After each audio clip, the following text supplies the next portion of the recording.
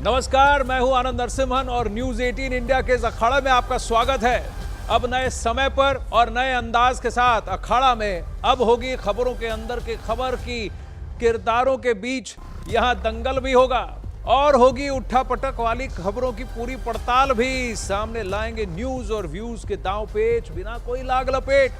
तो शुरू करते हैं आपका पसंदीदा अखाड़ा।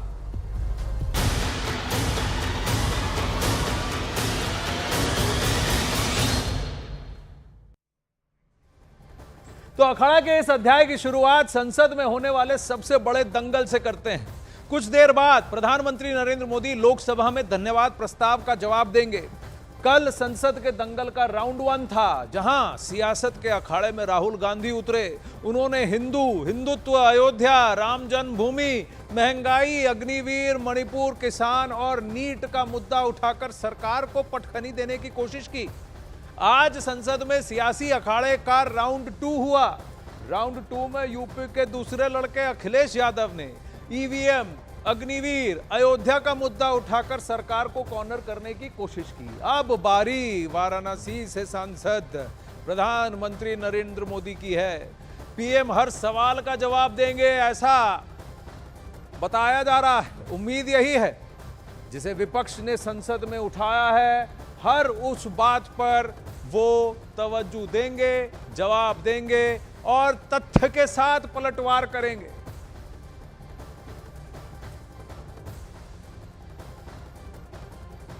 तो अब से कुछ देर में सियासी दंगल का फाइनल राउंड होगा, जिसमें प्रधानमंत्री नरेंद्र मोदी विपक्ष के हर हमले का एक एक करके जवाब देंगे, हर वार पर पलटवार करेंगे।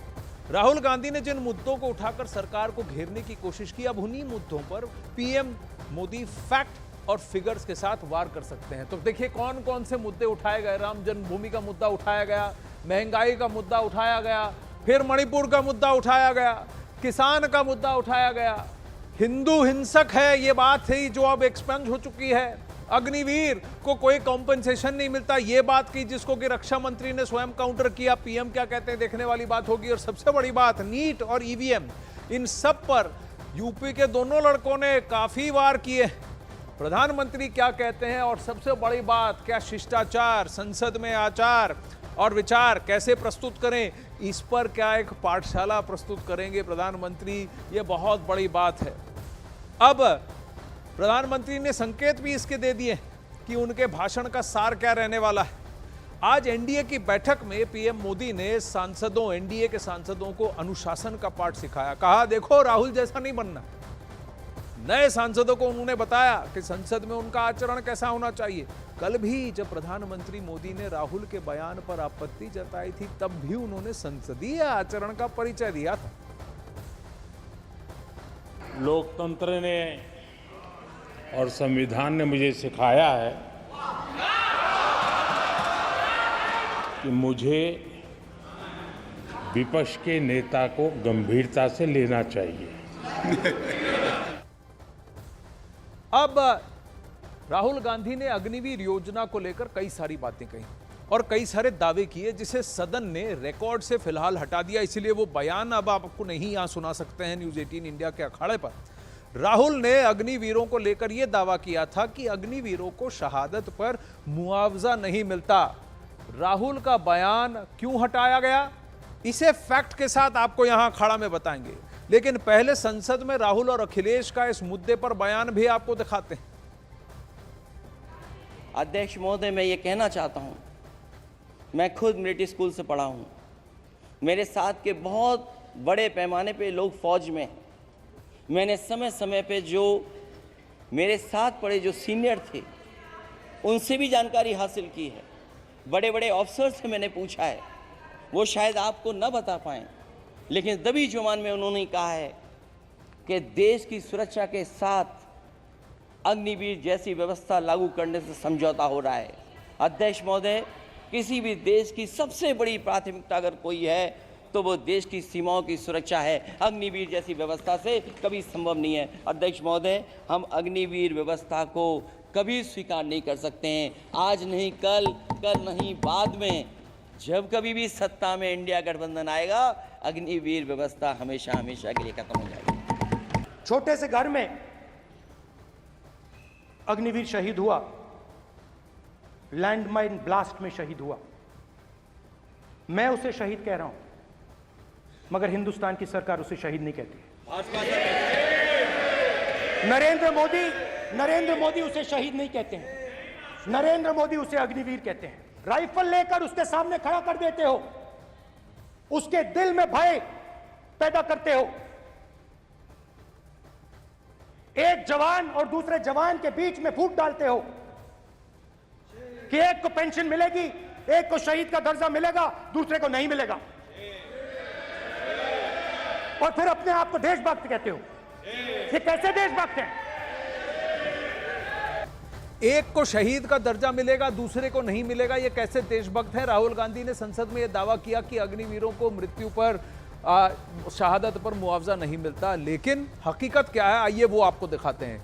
अब इन ग्राफिक्स पर जरा गौर से और ध्यान कीजिए कि ये इनको कॉम्पनसेशन है कि ड्यूटी पर अगर इनका निधन होता है तो 48 लाख का बीमा कवर है, पहली बात।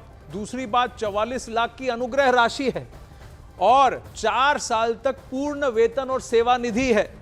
सेवा निधि में जमा राशि और सरकार का योगदान दोनों इसमें शामिल है, तो कुल मिलाकर यह करीब 1 करोड़ रुपया हो जाता है। यही बात रक्षा मंत्री राजनाथ सिंह ने की थी। और दूसरी बात, अगर ड्यूटी पर नहीं, ड्यूटी से अलग उनका निधन होता है तो भी इन्हें 48 लाख का बीमा कवर मिलेगा और सेवा निधि में जमा राशि और सरकार का योगदान भी मिलेगा, तो भी करीब 50 लाख से ऊपर की धनराशि इनको अवश्य मिलेगी। तो ये बात बार बार कही गई कि देखिए तथ्य क्या है और आप क्या कह रहे हैं। नेता प्रतिपक्ष हैं आप, एलओपी हैं, तो क्या आपको सदन की गरिमा को नहीं सोचना चाहिए? जब आप कुछ कहते हैं तो क्या वो तथ्य से परे हो सकता है? ये बहुत बड़ी बात सामने आई है और यही बात सरकार बार बार कहने की कोशिश कर रही है कि एलओपी को क्या करना चाहिए, तथ्य से परे बात नहीं करनी चाहिए, और जो बात तथ्य से परे होगी वो एक्सपंज होगी। वहीं नीट पेपर लीक का मुद्दा भी राहुल गांधी ने उठाया था और अखिलेश यादव ने भी उठाया, लेकिन राहुल गांधी ने यह तंज कसते हुए कहा कि नीट परीक्षा अब अमीर बच्चों की परीक्षा बनकर रह गई है। 24 लाख बच्चों ने नीट का एग्जाम दिया और उन्होंने यह कह दिया कि अमीर बच्चों की परीक्षा बनकर रह गई है। उनके भाषण का यह हिस्सा रिकॉर्ड से अब हट चुका है। वजह फिर वही है कि तथ्य से परे थे शायद, क्योंकि फैक्ट चेक नहीं किया गया। सच्चाई क्या है आपको बता देते हैं। ये आपके सामने पूरा कच्चा चिट्ठा है। मैं ये भी नहीं दिखा रहा हूं यहां खड़ा में कि कितने क्वालिफाई हुए या कितनों ने रजिस्टर किया। मैं ये दिखा रहा हूं कि कितने लोगों ने, हम यहां खड़े पे दिखा रहे हैं कि कितने लोगों ने इस साल और 2023 में भी परीक्षा दी, यानी परीक्षा में अपीयर हुए। ओबीसी वर्ग से 2023 में 8,73,000 से ज्यादा बच्चे उन्होंने परीक्षा दी। इस साल 10,26,000 से ज्यादा बच्चों ने ओबीसी वर्ग के। फिर देखिए एससी वर्ग के 2,94,000 और यहां 3,44,000 से ज्यादा बच्चों ने परीक्षा दी। एसटी में 1,26,000 और इस बार तो 1.5 लाख से ज्यादा बच्चों ने परीक्षा दी। यह सामान्य वर्ग है, जनरल कोटा, जहां पर करीब 5,92,000 पिछली बार और 6.25 लाख बच्चे अब की बार। लेकिन यह देखिए ईडब्ल्यूएस, गरीब तबके, इकोनॉमिकली वीकर सेक्शन ही इनकी क्वालिफिकेशन है। यहां पर भी 1.5 लाख बच्चों ने, 1.5 लाख से ज्यादा बच्चों ने 2023 में परीक्षा दी थी और यहां करीब 1,86,000 से ज्यादा बच्चों ने 2024 में परीक्षा दी है। तो अगर आप देखें तो ये पूरा, अगर आप ब्रेकअप देखते हैं 24 लाख बच्चों का ब्रेकअप, और इस वर्ग में आप देखते हैं तो ओबीसी वर्ग में जो 10 लाख से ज्यादा बच्चों ने दिया, ये सब के सब अमीर हैं। एससी वर्ग से जिन्होंने वर्ग दिया 3,44,000 से ज्यादा बच्चे, ये सब अमीर हैं। ये ईडब्ल्यूएस के करीब 2 लाख बच्चे। तो ये फैक्ट है। सुनिए। पिछले 10 सालों की उपलब्धि बस इतनी रही कि एक शिक्षा परीक्षा माफिया का जन्म हुआ। अध्यक्ष महोदय, जिस समय चुनाव में थे और उत्तर प्रदेश में वो हालात देखे हैं कि नौजवान जब भी तैयारी कर करके जाता था और परीक्षा दे करके लौटता था तो उसको पता लगता था कि पेपर लीक हो गया। और उत्तर प्रदेश में केवल एक पेपर लीक नहीं हुआ है, जितनी भी परीक्षाएं हुई हैं सब पेपर लीक हुए हैं। केवल उत्तर प्रदेश ही नहीं, मैं माननीय सांसद की तरफ से सुन रहा था, कई ऐसे प्रदेश हैं जहां पर परीक्षाएं देने तो बच्चे गए लेकिन वहां भी पेपर लीक हो गया। और अभी जब 4 जून को रिजल्ट आया उसके बाद जो बात उठी है, देश की सबसे प्रेस्टिजियस परीक्षा उसका भी पेपर लीक हो गया। और आखिरकार ये पेपर लीक हो क्यों रहा है? सच्चाई तो ये है कि ये सरकार पेपर लीक इसलिए करा रही है कि सरकार नौकरी नहीं देना चाहती, रोजगार नहीं देना चाहती, उन नौजवानों का भविष्य नहीं बनने देना चाहती। अब एक नया फैशन निकला है, नीट।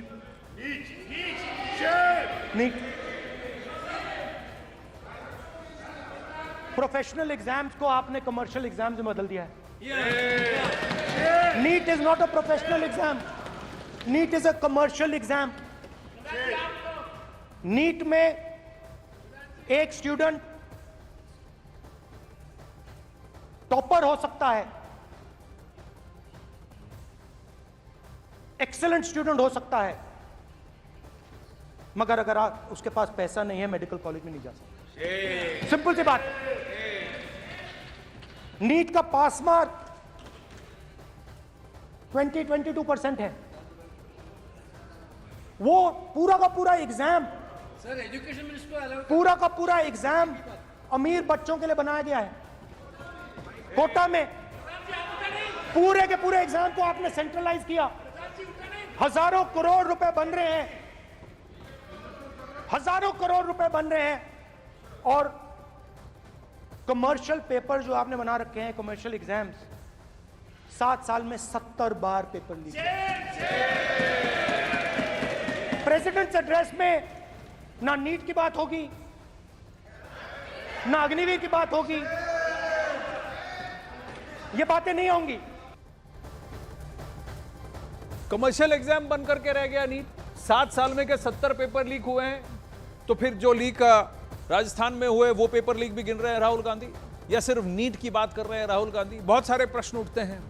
नेता प्रतिपक्ष की भूमिका में कौन ज्यादा फिट बैठते हैं, आप खुद डिसाइड कीजिए, अखिलेश यादव या राहुल गांधी। जिस तरह से तथ्य रखे गए, जिस तरह से तर्क रखा गया, अखिलेश और राहुल गांधी ने 2 दिन में किसानों का मुद्दा भी उठाया। आपको दोनों नेताओं का बयान दिखाते हैं, देखिए। सरकार की तरफ से एक भी मंडी 10 साल में बनी हो तो जरूर सरकार बताए। जो सरकार मंडी नहीं बना सकती है उस पर एमएसपी का भरोसा कैसे कर सकते हैं? जिन्होंने एमएसपी का भरोसा दिलाया था। हम अध्यक्ष महोदय आपके माध्यम से यही कहेंगे कि जो राष्ट्रपति के भाषण में लीगल गारंटी एमएसपी को मिलनी चाहिए थी वो क्रॉप्स को नहीं मिली है। न केवल फसलों को मिले बल्कि हॉर्टिकल्चर क्रॉप्स को भी एमएसपी देने का फैसला हो, जिससे कि हमारा किसान खुशहाल हो सके। किसानों को जो हमने लैंड एक्विजिशन बिल तैयार किया था सही मुआवजा दिलाने के लिए, उसको आपने रद्द किया। किसानों को डराने के लिए, याद रखिए शिव जी कहते हैं डरो मत डराओ मत, किसानों को डराने के लिए आप 3 नए कानून लाए। प्रधानमंत्री ने उनसे कहा कि ये आपके फायदे के कानून हैं। सच्चाई थी कि वो अदानी जी अंबानी जी के फायदे के कानून थे। हिंदुस्तान के सारे के भारत माता की। अध्यक्ष जी, जब मैं पहली बार संसद में पहुंच चुके हैं, सदन में पहुंच चुके हैं, लोकसभा में पहुंच चुके हैं प्रधानमंत्री नरेंद्र मोदी, और अब उल्टी गिनती शुरू होती है। जैसे ही मनोज तिवारी जी बैठेंगे, क्या प्रधानमंत्री नरेंद्र मोदी उठकर संबोधन करेंगे पूरे सदन का और तीखा पलटवार करेंगे अखिलेश यादव और राहुल गांधी के प्रहार का। माननीय अध्यक्ष जी, जब हम दूसरी बार 2019 में जब हम संसद में आए तो हमने देखा प्रधानमंत्री नरेंद्र मोदी पद पे थोड़ी देर पहले संसद पहुंच चुके थे। वहां उन्होंने चर्चा भी की कुछ नेताओं से मिलकर, और अब लोकसभा में आ चुके हैं। और उनके आते ही हमारे लिए, और मैं समझता हूं मेरे सदन में हलचल है, सरकार की तरफ से, एनडीए की तरफ से सभी संविधान लहराना सांसद अपनी अपनी जगह पर आसीन हैं। अंतर है। क्या विपक्ष वहां बैठकर प्रधानमंत्री के जवाब को सुनेगा?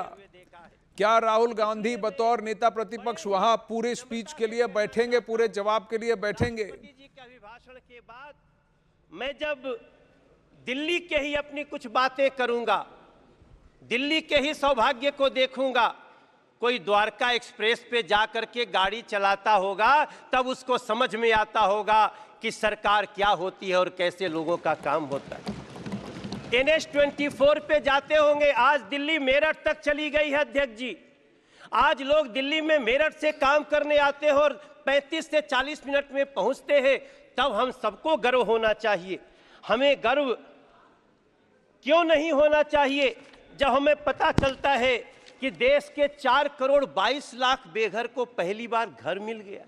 हमें क्यों नहीं गर्व होना चाहिए अध्यक्ष जी जब 12 करोड़ घरों में टॉयलेट बन जाते हो, जब 52 करोड़ में गांव का आदमी हो? अध्यक्ष जी, हमारी माँ पहले एक हमारे गांव में काम करती थी, उनके लिए हमसे एक बार वो 20,000 रुपया मांग के दी थी, और एक दिन वही हमारी माई हमसे कहती है, ए मनोज, तू जाना ताला झुरी तिवारी के मेहरारू के उनके घर मिल गए, मोदी जी घर दिले बाड़े।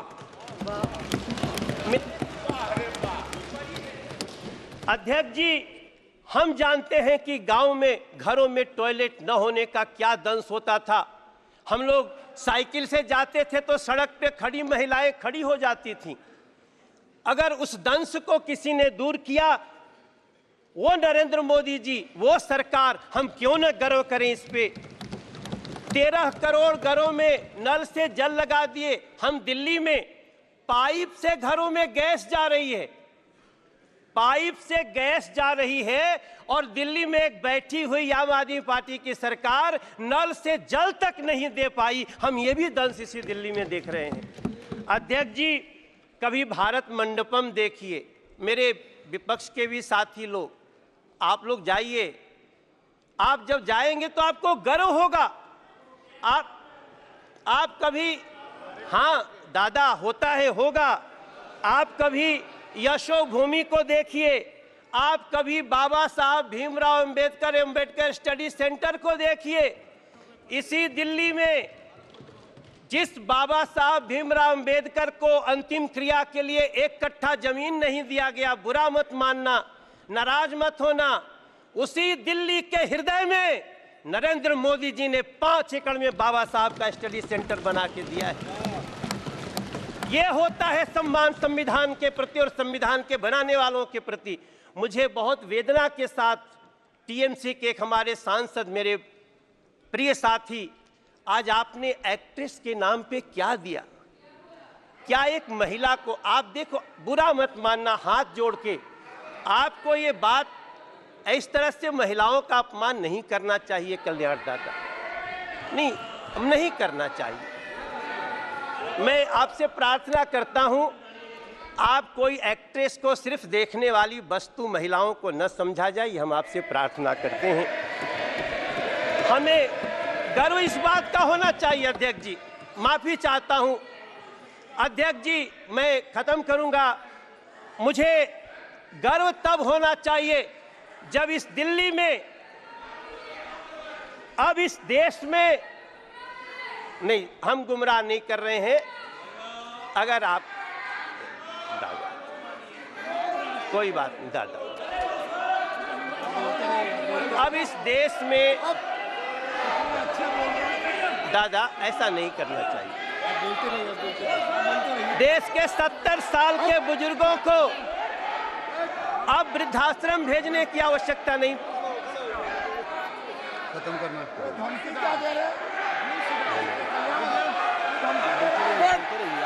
जी अध्यक्ष जी,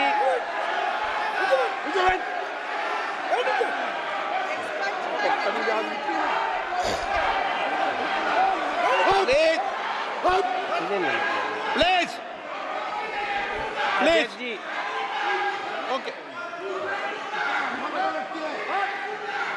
प्लीज अध्यक्ष जी, प्लीज प्लीज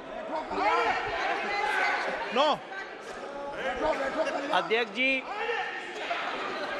जी, हमको गर्व होता है वंदे भारत जैसी ट्रेन में बैठकर। हमको गर्व होता है जब 70 साल के बुजुर्ग को अब किसी वृद्धाश्रम भेजने की जरूरत नहीं पड़ेगी, हम उसका इलाज कराने के लिए मोदी सरकार खड़ी रहेगी। हमें तब गर्व होता है अध्यक्ष जी। हमें गर्व होना चाहिए जब भ्रष्टाचारियों पर नकेल हो। इसलिए मैं प्रार्थना करता हूं अपने सभी साथियों से कि हो सके तो, हाँ गाना तो गाते हैं दादा, हम आप सभी से प्रार्थना कर, अब आज जब यहाँ से हम निकलते हैं तो हमें अपने माँ के नाम से एक पेड़ लगाने का एक अभियान जो शुरू हुआ है उसमें साथ देना चाहिए। चलिए मिलकर के माँ के नाम से एक पेड़ लगाते हैं। दादा, माँ के नाम से आप भी लगा दो। कल्याण जी, माँ के नाम से एक पेड़ लगाइए।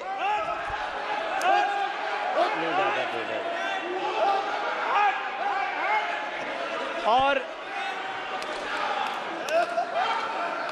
मैं अध्यक्ष जी, मैं एक लाइन के प्लीज नरेंद्र मोदी जी सरकार को प्लीज तीसरी बार अगर इस देश की जनता ने चुन के भेजा है,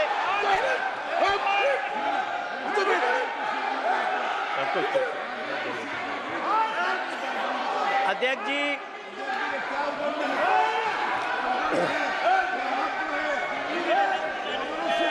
बैठो।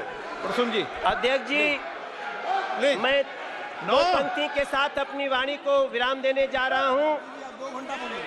नरेंद्र मोदी जी को तीसरी बार देश ने ऐसे ही नहीं चुना है। हमारे संस्कृत में एक श्लोक है, अभिवादनशीलस्य नित्यं वृद्धोपसेविना चत्वारः तस्य वर्धन्ते आयुर्विद्या यशो बलम। नरेंद्र मोदी जी की भी आयु बढ़े, नरेंद्र मोदी जी के सरकार की भी आयु बढ़े, ये इस देश की जनता चाहती है।